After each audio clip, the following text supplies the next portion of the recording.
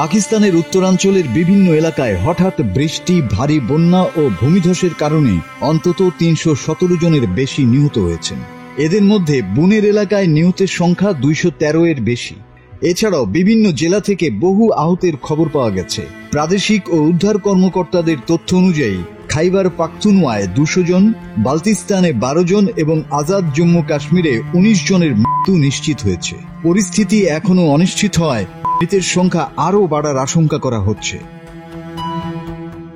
জাতীয় দুর্যোগ ব্যবস্থাপনা সংস্থা জানিয়েছে, ধ্বংসস্তূপে এ পর্যন্ত ১১৬টি বাড়ি ক্ষতিগ্রস্ত হয়েছে, যার মধ্যে খাইবার পাখতুনওয়ায় ৩৪টি আংশিক এবং ১৪টি সম্পূর্ণ, বালতিস্তানে ১৪টি আংশিক এবং ৩টি সম্পূর্ণ ও আজাদ জম্মু কাশ্মীরে ২৩টি আংশিক এবং ২৮টি বাড়ি সম্পূর্ণরূপে ধ্বংস হয়েছে।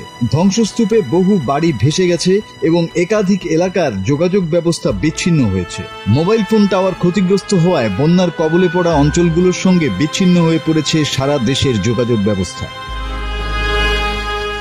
বাজুরের সালারজাই এলাকায় ত্রাণ সরবরাহ করতে গিয়েছিল খাইবার পাখতুন সরকারের একটি হেলিকপ্টার। খারাপ আবহাওয়ার কারণে মোহাম্মদ জেলায় হেলিকপ্টারটি বিধ্বস্ত হয়ে এর ভেতরে থাকা ৫ জনই নিহত হয়েছেন। বুনের এলাকায় আরেকটি হেলিকপ্টার এখন উদ্ধার কাজ চালাচ্ছে। নিহতদের ডিএনএ নমুনা লাহোরে পাঠানো হয়েছে এবং ২৪ ঘন্টার মধ্যে ফলাফল আশা করা যাচ্ছে। আজই তাদের জানাজা অনুষ্ঠিত হবে। বন্যার পানি ১৩২ কেভি গ্রিড স্টেশনে প্রবেশ করে ৪১টি ফিডারে বিদ্যুৎ সরবরাহ বন্ধ হয়ে গেছে। মালামজাব্বা এলাকার ১৬টি বিদ্যুতের খুঁটি ভেসে গেছে। সম্পূর্ণ গ্রাম ধ্বংস হয়েছে, সড়ক এবং অবকাঠামো ভেঙে গেছে। প্রাদেশিক সরকার আগামীকাল শোক দিবস পালনের ঘোষণা দিয়েছে।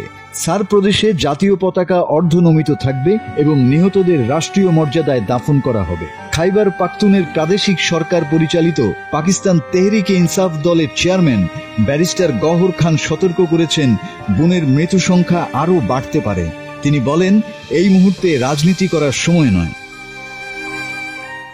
মাসুদ হাসান, বাংলা টিভি।